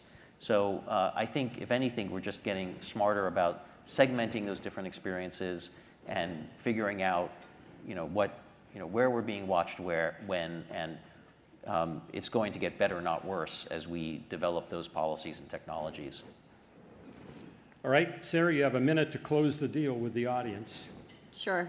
So it's not my fault what the future holds. So if it's scary, I apologize. But in seriousness, I think there could be a backlash. I think there are things that people care about in terms of privacy and a little bit increasingly slow. But you know, I do a little bit of security investing, and I care about consumer privacy a lot more than I think your average person or even tech person. And all the data thus far would show that every time consumers choose functionality and convenience over security. And so if it's easier to walk in the door, I'm going to do that. And if it's easier to do Touch ID, I'm not going to worry about my thumbprint. And so I think that there are going to be amazing experiences that are driven by this technology that will much of the time win over our desire for security and privacy. The final thing I'd say is just to draw an analogy to the online world. Like, the number of people that actually browse in incognito all the time and try not to be tracked or turn off, you know, mobile ad identification on their smartphone is vanishingly small. So I'd say, like, a lot of our lives we live online today, and a lot of that data is pretty sensitive, and we're kind of just like, you know what? I would love to shop with things that make sense for me. And I think that may happen in the real world too. All right, audience. We have about a minute to vote, and we'll see how it comes out. You're off to a strong start.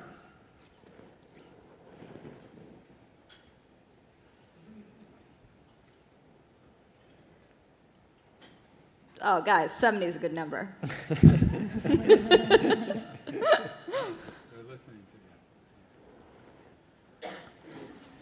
Remember, we're watching you. That's right. Cameras are everywhere.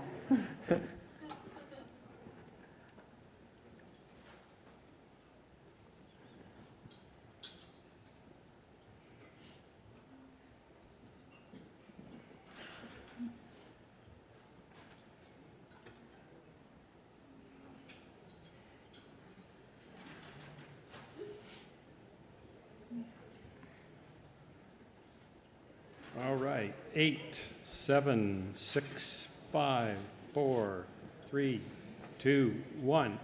And we're producing all these great round numbers. 70 to 30, you carried the day overwhelmingly.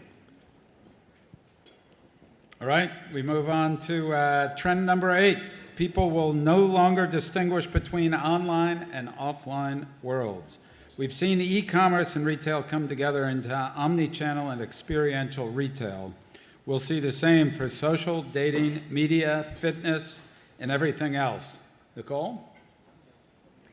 So as online and offline come together, I'd love to first talk about a huge industry where we're already starting to see this. So you see e-commerce and you see brick and mortar retail come together in terms of a better shopping experience, and that's omni-channel. You see them come together in terms of a better marketing experience, and that's experiential retail. This is just a very new, early type of marketing. If anyone's been to the Museum of Ice Cream in San Francisco, see people pay over $35 just so they can go in and take photos in a brick and mortar location so they can put it on Instagram and share it with all their friends through a digital means. It's just merging. And I think we're going to continue to see a lot more of that. Does that really go on in San Francisco? That does, yeah. I didn't know you that. You can go there yourself, actually. So if you think about other marketing channels, we've already seen it go from newspapers to Google to Facebook to influencers.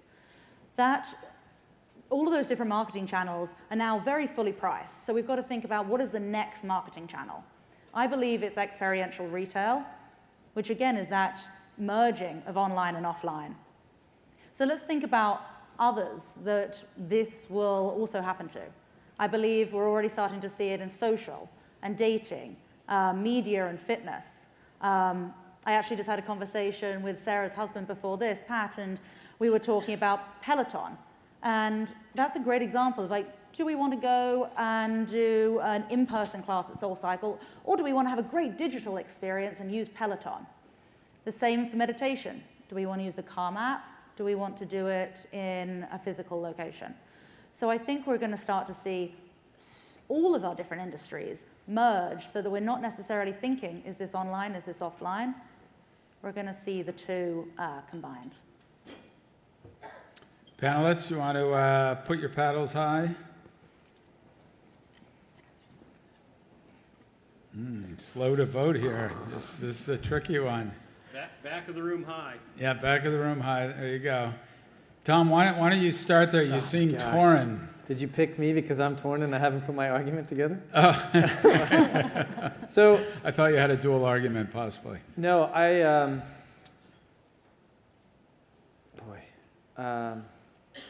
do believe that offline data is going to be an important component in targeting ads and the experience that happens online and vice versa.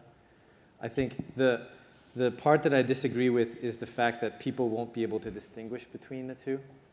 That's the part that, because I just imagine this world where you're kind of like plugged into the matrix and you're like dating somebody and you're dressed up as like some purple creature. And you know what I mean? And like you meet the woman that you're talking to and Now, she how can't do you distinguish date? you. We should come back to that later. And she can't distinguish you, and so I don't want to see that dystopian future happen, and so that's why I'm voting no.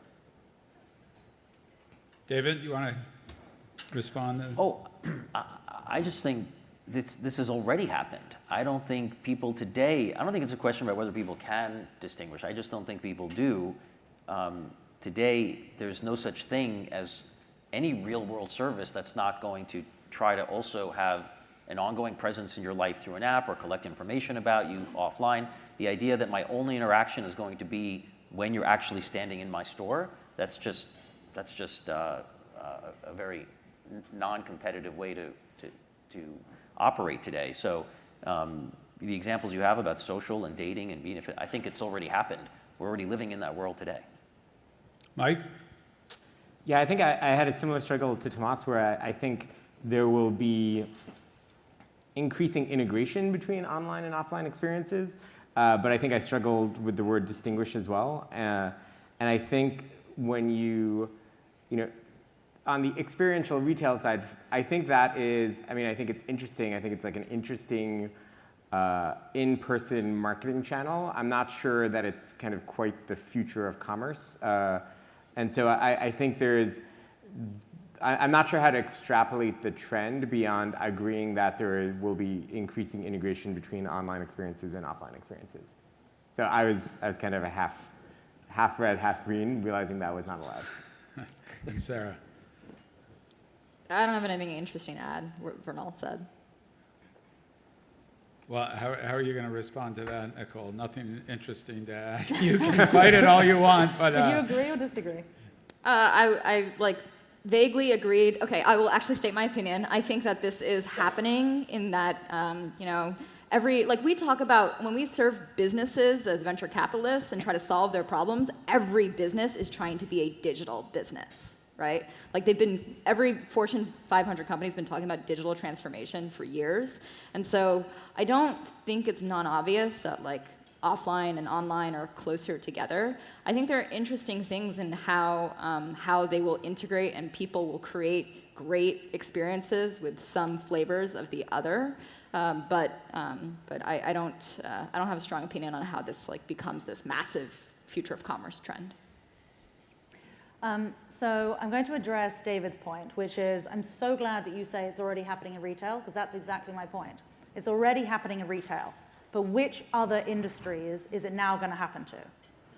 Government right now, mainly offline. That is, I think, going to go through this same change. Cameras, to Sarah's point. Real estate. There are so many other big sectors where we're going to start to think about the difference between online, offline.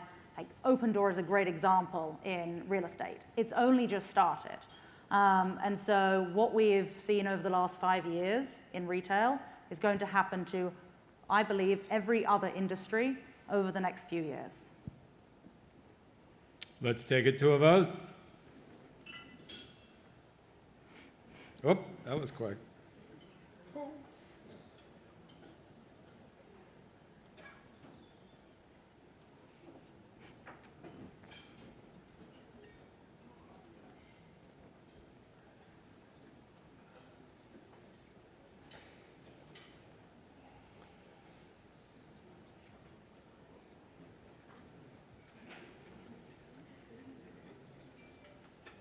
you guys made any cool investments in space? Yeah, you're live. Okay, I don't think they can hear you. I was going to ask if David had made any cool investments in space. Ask you after. Sorry, team. All right, we're down to 10, 9, 8, 7. Looks like we're locked in there. 20 to 80, another roundy. All right, votes are all in. That's it. Rich? Yeah, that's a big win for what was once called meat space. You know, you have online and then you have the physical world meat space. Nobody uses that anymore. I'm dating myself. Trend number 9, the decentralization of data. I use that term. Today, all of I'm our dating data is myself. centralized in clouds controlled by a handful of data oligarchs. In the future, users will exert more control over their personal data and use a technology like blockchain to do it. In other words, this is kind of a call for the peak big tech, is what I'm hearing. Tom, over to you. There's one person in my life that knows literally everything about me, and it's not my wife. It's Google. Google knows where I am right now. It knows what I watch. It's seen every single one of my photos. It's seen my children grow up. It knows where I travel. It knows who I call. It knows who I text message. It knows every single page I've ever visited on the internet. It knows every app I ever fire up. It knows when I wake up and how many times I hit the snooze button. There are a few of these data oligopolies that exist, and they're benefiting from huge economies of scale and network effects. And they're creating the modern version of the oil barons or the railroad barons. And like oil and telecom before them, I believe they will be regulated. How did we get here? We got here because of Marc Andreessen. Marc Andreessen created the cookie. And so it used to be that when you were visiting a browser, the browser knew nothing about you. And so each time you visited a website or you went from one web page to the next, the previous web page didn't know anything about you. So Marc Andreessen got a great idea to put a little bit of data in the data browser and called it a cookie. And then cookies totally took off. And then what ended up happening is we developed more and more sophisticated applications, and instead of storing data within that cookie, we started storing them in databases. And the companies that won were the ones with the largest amounts of data that used to be in those cookies, and those are the companies like Facebook and Google today. And the consequence of all this is now you have companies that have created a $100 or a $200 billion industry that are all mining our information, using everything they know about us in order to make money. And that's a perfectly viable way of going around building a business. But in the future, and soon, I believe that there's going to be a strong anti-tech wave, that the safe harbor laws that allowed these companies to grow early this millennium will change, and that regulation will happen. And in addition to that, customer sentiment will change in such a way that we will all ask to be remunerated in some fashion above and beyond where we are today for the use of that data. Okay, provocative statement. Hold your paddles high so the back of the room can see them.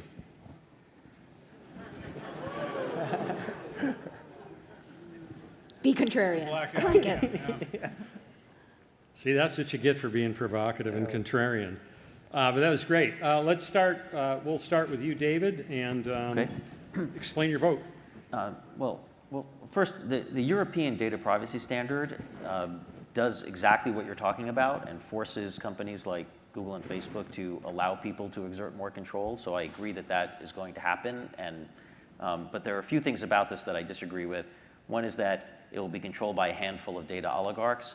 Data are not like oil or railroads. The barrier to entry is very, very low. It's very, very easy for lots of people to collect data in all kinds of ways, which is, I mean, you touched on it, and so I don't think it's going to be an oligopoly. I think, and blockchain is all about exerting non-repudiation to prove that somebody did something or didn't do something. It doesn't actually give anybody control, or it's not encryption. It doesn't hide things from the public. In fact, blockchain is very, very public. So I don't think blockchain will help in this regard. And then finally, I'm still holding out the position that the word data is plural and therefore should be conjugated, as all of our data are centralized. I know it's fighting, swimming upstream here. You're but totally right. That's I'm sticking to that. That's a whole nother debate. Sarah. I can't picture the business model where users get something from their data. I think, like, you know, maybe there are people who are going to opt into less advertising and more subscription, which is kind of tangential. But I guess, like, it's very obvious to me that Google and Facebook and Instagram and whoever else, they know a lot about me, and, like, I'm cool with that because I like Instagram and I like getting my search results, and, like, when I use my phone, like, all the things pop up in my notifications that are perfectly personalized to me, and I'm not giving that up.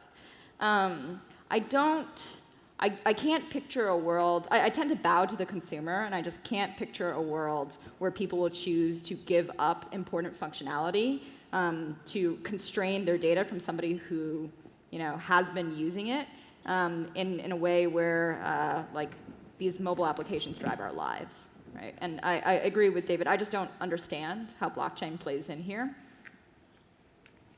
Nicole.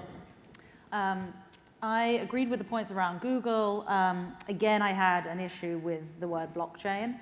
My thoughts were that, yes, it's public. Also, it's just not something that the 99% are adopting anytime soon. It's just very early. And so I don't think that we should be, I definitely had an issue with the blockchain side of things. I've also looked at a couple of companies that did encourage people to not necessarily sell their data, but say, hey, if you give us your data for X, Y, and Z, then we'll give you coupons, money off these retail products. And again, they just didn't really take off. So I don't think that there's willingness from the consumer to give their data for, you know, for anything really. Mike.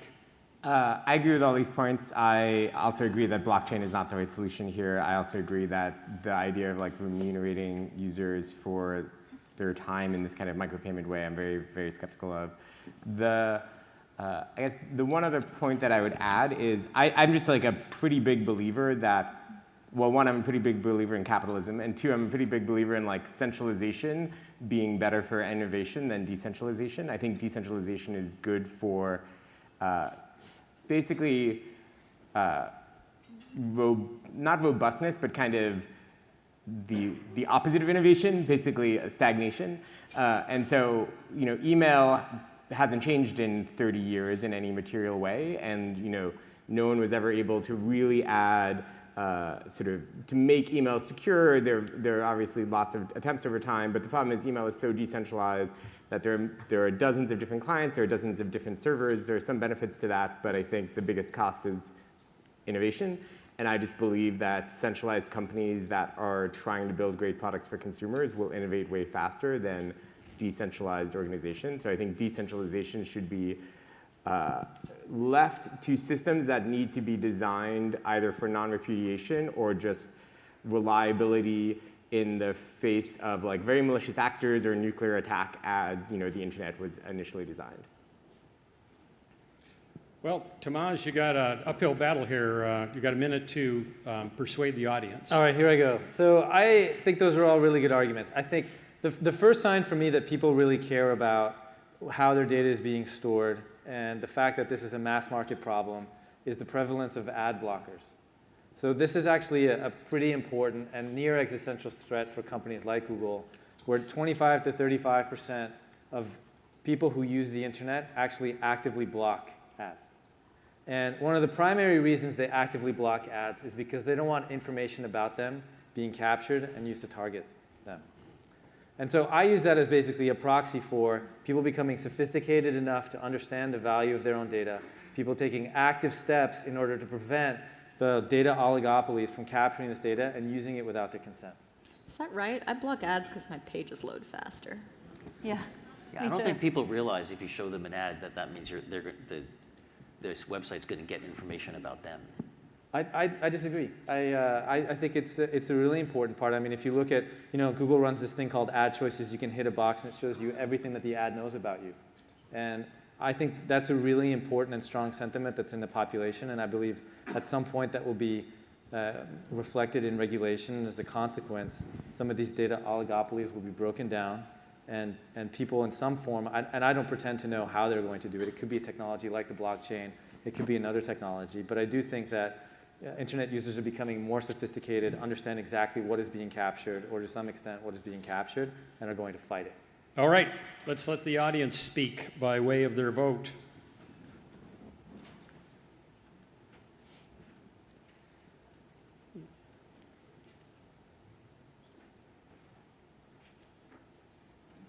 I hope you're right. It's closer It'll than I make the thought. VC job easier. What's that? Based I on hope what the you're panel right. thought. It'll make the VC job a little easier. Yeah. If I say it enough times, it will be true. Should write another book about it, then it'll Yeah, exactly. be true in people's minds. That's a good point.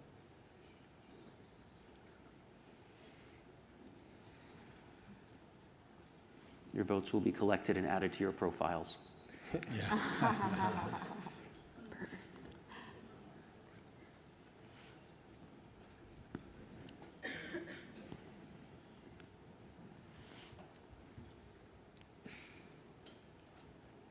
All right, the vote is hardened up for 3, 2, 1, and we'll freeze it there.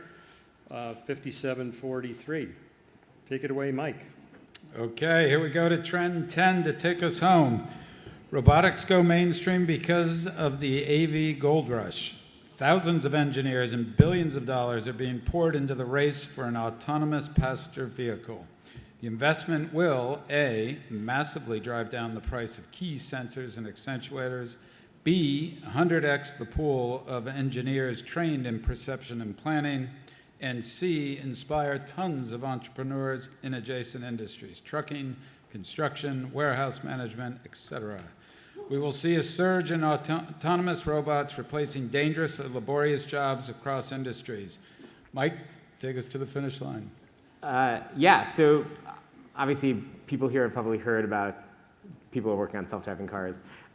There are billions of dollars being poured into this. I think one interesting proxy here is just LiDAR. Today, there's basically one company in the market that manufactures LiDAR called Velodyne, and to buy a unit is very expensive.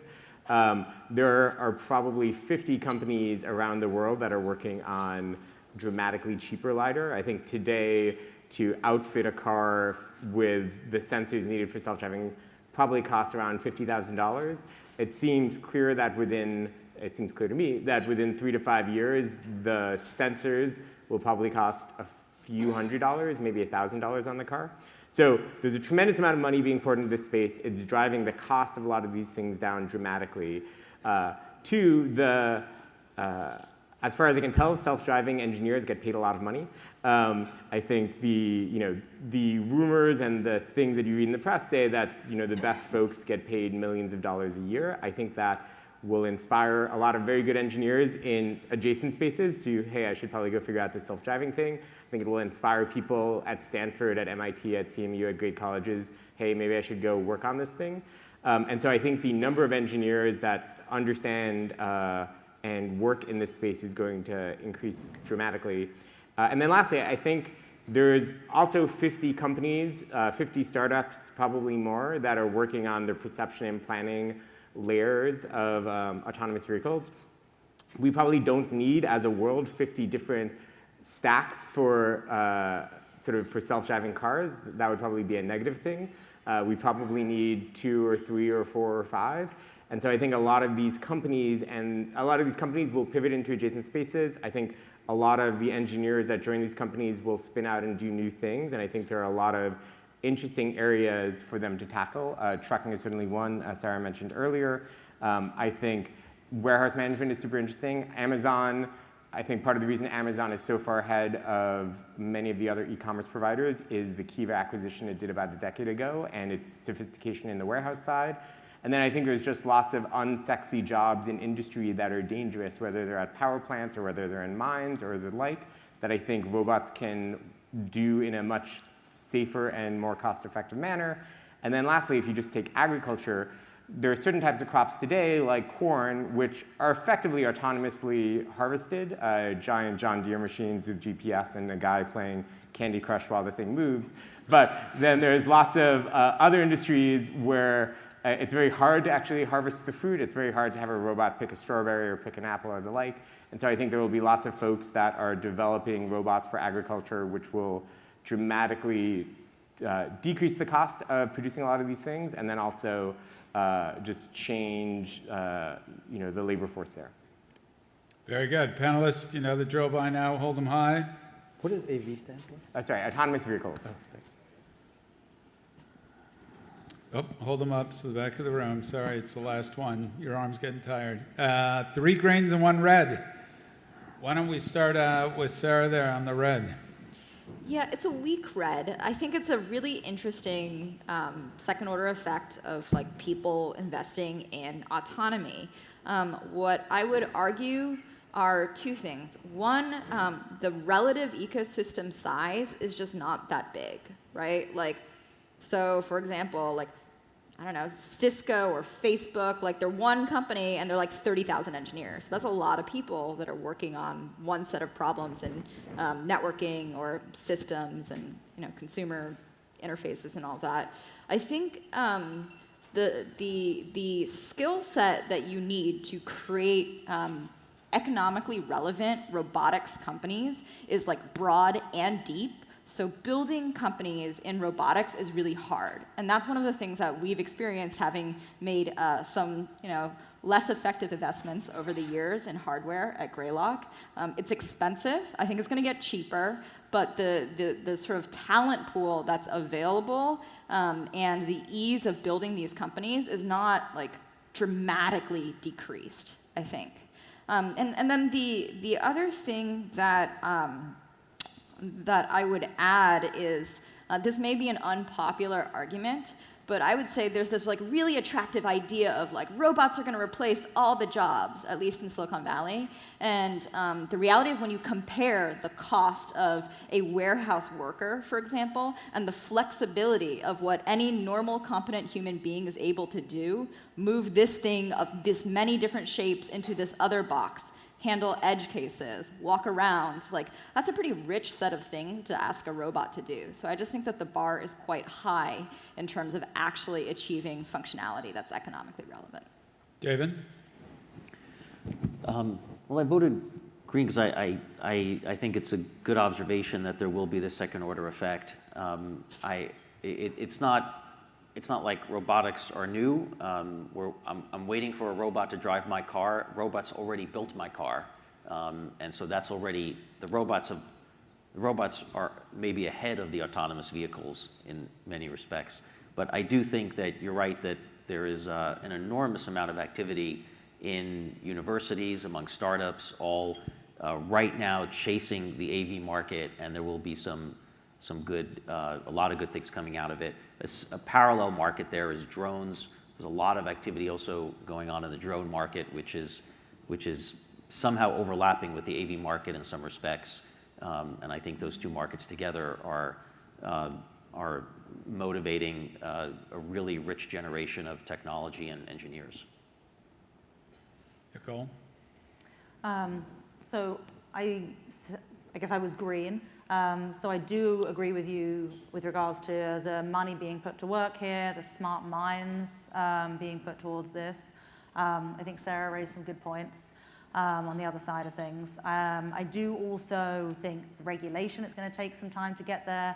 I think consumer demand is going to take some time to get there. We forget that we all are just so ready to adopt the newest, coolest technology and have so much trust and faith. But there's so many people in the country that are not going to have the trust in a car that it drives you around without, you holding the steering wheel. So I think it will take longer. I don't think that's going to happen right now in terms of explosive growth. I think it will take a little bit longer. But Green, I think you raise a good argument. Yeah, I agree with both of your points. I think Sarah's argument is compelling. I think we met this one company, it's this MIT professor, and he was building an exoskeleton. And the way an exoskeleton, which is just like a shell around a human being, and he decided to build an exoskeleton because he needed enough training data to replace a pick, pack, and ship worker. And a pick, pack, and ship worker is just somebody who puts stuff in boxes. And the way he was going to get this data is he put this shell, this exoskeleton around this human, and then the human would step into it every day, do their work, knowing that they were kind of training their robotic replacement. And it was just like soul-crushing. You know what I mean? Yes. And so I think that's an important force and a consideration to talk about, but I think what you're talking about is inevitable. So I think I feel like Sarah and I agreed on every other trend, so I'm sad that she disagreed on this one. But I think it's really cool. I like exoskeletons. I will. So a couple of just rebuttals to that. One, I think 7 years ago, machine learning was a relatively niche skill. There were a handful of academic centers sort of around the world that specialized in it, and there were a handful of very good people at Google and Facebook that did it. But I think the explosion over the past 7 years has caused basically every CS student who graduates to have some decent competency with it. And so I think there is a good chance that a similar thing, I agree with your observation about the number of roboticists today, but I think there's a good chance that robotics looks like machine learning 7 years ago. Two, I also agree with your point about the cost and the person. I think a couple of rebuttals. One is, people generally don't like to work the graveyard shift, and I think one of the benefits of robots is they can basically work 24/7, so you can have, and robots generally don't need to see, they don't need light, and so I think you could have robots roving the fields basically 24/7 to just dramatically decrease the number of days it takes to harvest something. And so I think there will be all these other benefits that come from robots. And then lastly, robots I think tend to be more of an upfront CapEx, a capital expenditure, and like a lower OpEx. And so for small use cases, it may still be efficient to pay humans, but I think for things that happen at very high scale, it makes sense to pay the upfront CapEx and get the lower OpEx. So. Okay, folks, your last opportunity to vote. Get them up there. And I, for one, welcome our new robot overlords. So.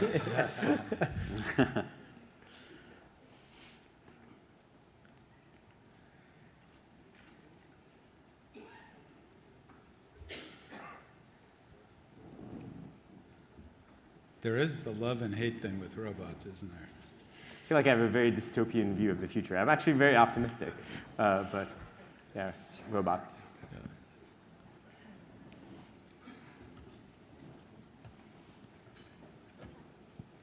All right, we're going to 5 more seconds. Get your vote in.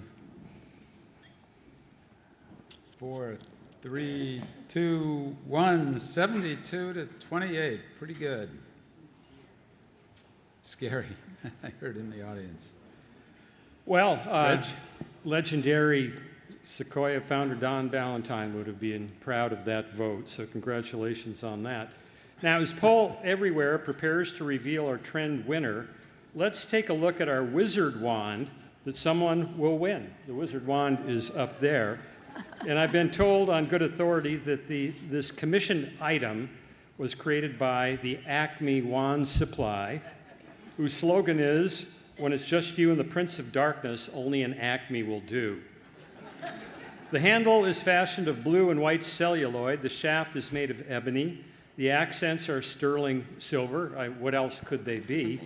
Its end cap is abalone and equipped with a quartz crystal to help with future gazing, and is finished with a moonstone tip and engraving that reads, 2018 Churchill Club Trend Wizard. And it says here, parentheses, audience laughs. You're supposed to laugh at this.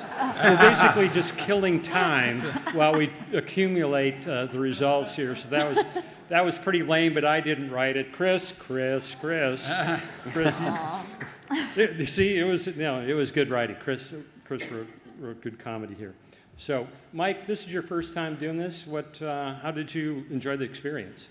Well, it was a fascinating conversation, right? You don't get dinner conversation like this too many places. So it was scary at times. I agree with some of the your personal life is gone. And I never heard the term deep porn, so I've learned something new tonight. So At any rate, I found it really an enlightening first round, so I hope to come back again in the future. I think if your topic wins, I hope you change the title to Deep Porn. So in 5 years, when they're going through the 2018 ones, people are very confused. I'd be so embarrassed. Yeah, I kept thinking on the cameras, I don't want those cameras on me, but I want them on the other bastards, especially those that's the people problem. driving 90 miles an hour and weaving in and out of lanes on 280. You know, they should be gone. So yeah, photograph the bad guys. Now we're waiting for the tabulation. I gather. We're waiting for the tabulation. It's up. Okay, there here we goes. go.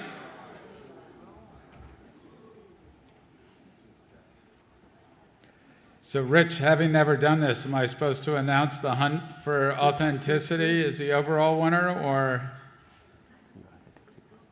I think cat's out of the bag now. Is that, well, I don't know, is that or is it a compilation We're tabulating the winner, right? Yeah, sorry, so I did jump the gun there. Yeah. Okay, but the individual winner among the panelists. This is like that, was it the Academy Awards? Yeah, where they yeah. went the wrong way. We want to make The sure we wrong get one, this yeah. right.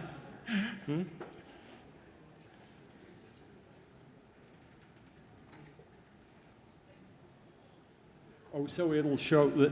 What are they trying to tabulate? I don't know. I think it's Vernal, right? Okay. If they add the two. Just trying to. Okay. It's either. Well, let's Oh, give is that Tom it? a big When you hand. add the two? Tom, it's wonderful. Okay. I don't have it. And I was supposed to have this beautiful wand underneath the, here it is, right There's here. the wand. You have no idea how deeply moving this is to provide you with this wand. It really is a wizard's wand here. So congrats, Tom. Thank you very much. Thank you for my fellow panelists. Thank you so much. Yeah, sure. Thank you. Okay, and just to wrap up here, you speakers have been incredibly good sports. We want to thank all of you very much. We invite you to keep your paddles and just let your imaginations run wild on how you use your paddles. Carry them with you always, and you can discreetly agree or disagree in any meeting. You've been a terrific audience as well. We hope you've learned something and been inspired. Drop off your business card to the Churchill team member if you'd like to receive a copy of the trends. Thank you and good night. Okay. And I think they just want to take photos. Sure. Okay, good. Hey, thanks, guys. That's my tribute there. Oh, sure. Okay. Let's go. Yeah? Congrats, Tom. Thank you so much. Right here, but 1, 2, 3.